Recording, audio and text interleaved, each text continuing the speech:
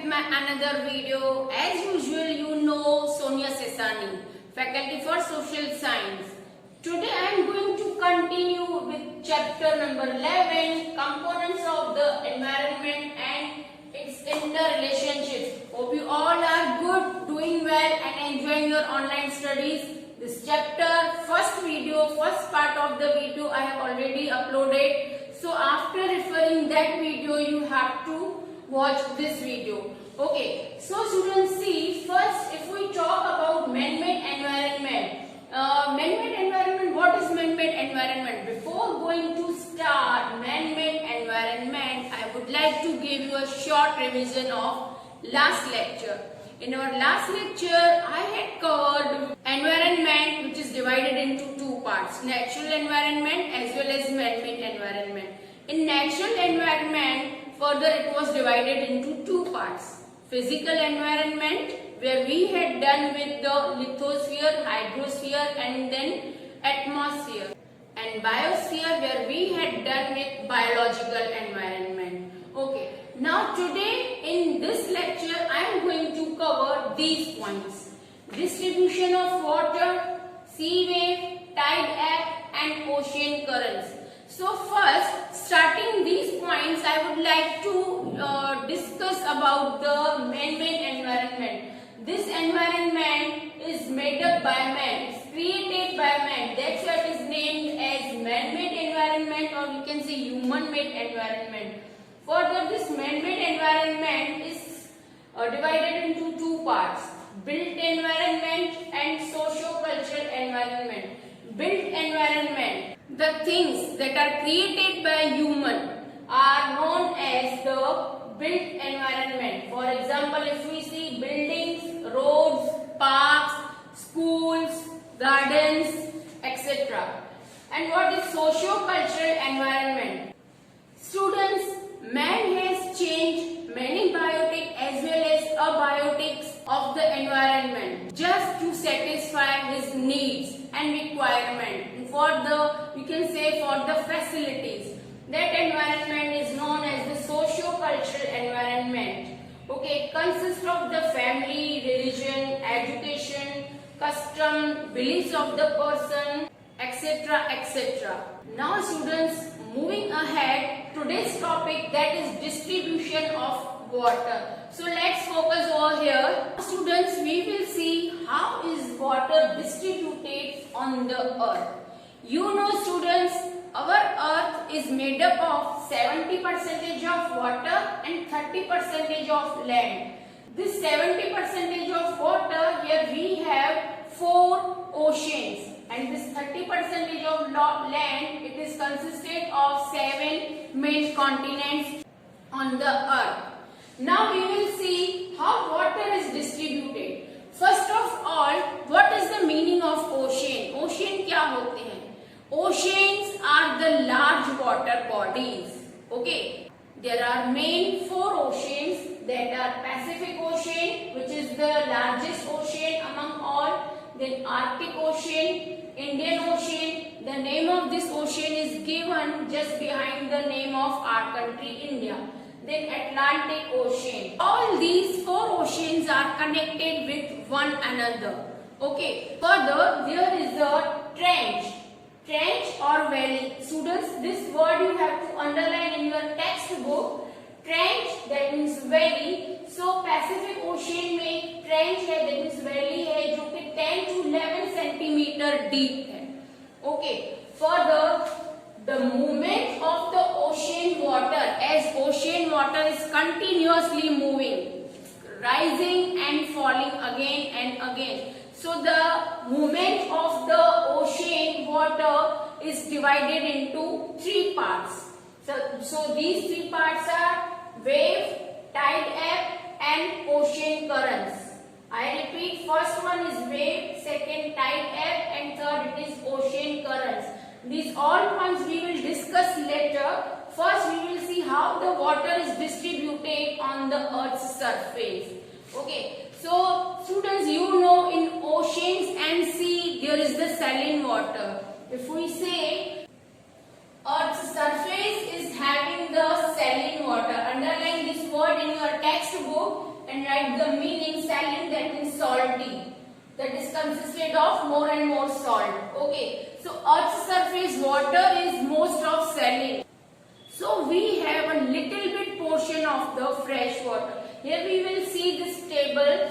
See, oceans are having 97.3% of saline water. Then glaciers 2.0, groundwater or we can say underground water 0.68, fresh lake 0.009, saline lake 0.009, atmosphere. That day I told you in my first video that atmosphere is also having a little bit amount of water. तो atmosphere के अंदर है 0.0019% of water. Then rivers 0.0001% of water. Here you can see, students. So we have a bit of fresh water only. All the water you can see in oceans, that is 97.5. That is the maximum amount of water it is said. This. So what you learn? We should conserve the water. You know, wise and judicial use of the water is known as the water conservation. So we should save the water as we are having less amount of fresh water. Okay. Now students, we will study about waves. As I taught you, there is the continuously rise and fall, or we can say continuously ocean water is having a movement, and further this movement of the ocean is divided into three parts. So first, that is waves. What are the waves? Waves की meaning क्या होती है? Students, when water in the ocean surface continuously rise and fall, at that time waves are formed. Waves are also caused by the strong winds that blow on the surface of the ocean. Now, what are the importance of the waves? Waves are very important for human beings. See, waves are important for the people who live nearby the coastal areas. Waves are also important for the fishermen, as fishermen at that time can catch many of the fish and they have their livelihood. Second point is that shipping industry. For the shipping industry also waves are important. Next we will see tide ebbs.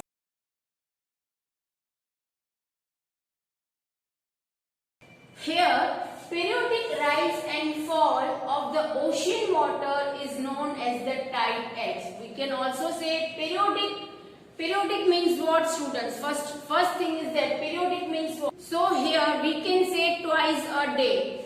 So twice a day the ocean water rises with the full speed and it goes and touch at the shore. At that time the tide occurs. That tide is also known as the high tide.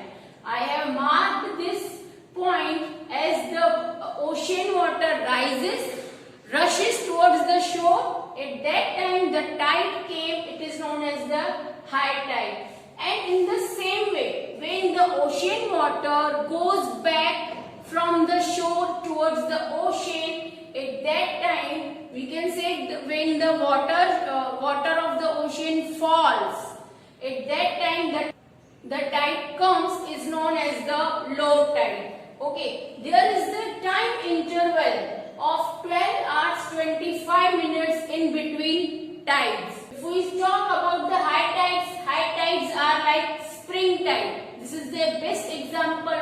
Spring tide which falls on the new moon day and on the full moon day. Why only on new moon day and full moon day this spring tide is occurred? What is the reason? So, you know students, the different parts of the earth faces the sun and the moon at the different time. That's why the tides and the ebbs occur. But on the new moon day, or we can say Amavasya and full moon day, the earth, the sun and the moon, these three are in the straight line. That's why on that day high tide, or we can say spring tide, occurs.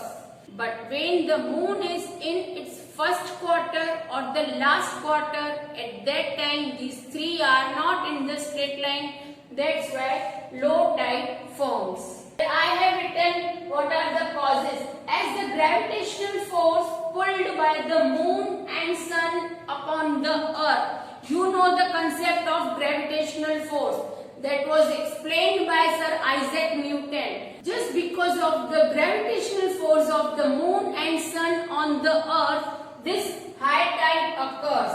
And this high tide occurs only on new moon day, or we can say Amavasya, and on full moon day. Then the low tide occurs. The low tide occurs in the middle days. That means on new moon day and full moon day it occurs in the middle days of Sud and Vad. We can also say Krishna Paksh and Shukal Paksh. Second reason for the high tide is the rotation of the earth. You are aware of, students, earth rotates around its own axis and it completes one rotation in 24 hours. So this factor also affects on the high tide. Now students, next point is ocean currents. How ocean currents form? As the river flows on the earth's surface, in the same way students, there is a huge amount of water in the oceans that flows in the certain direction for thousands of the years continuously.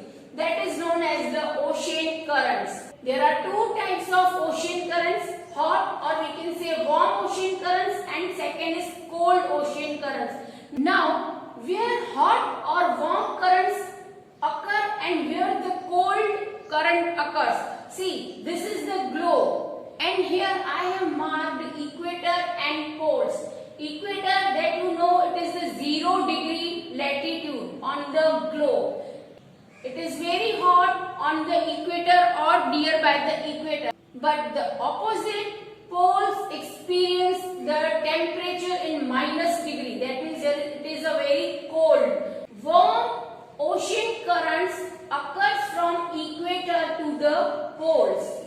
I repeat, the ocean currents which occur from equator towards the poles are known as the warm currents, and the currents which occur from pole towards the equator are known as the cold ocean currents. What are the causes of ocean currents? The main causes of ocean currents are solar energy, wind, and salinity of the seawater. These 3 points you are aware of, students. Hope the concept of these 3 topics are crystal clear in your mind.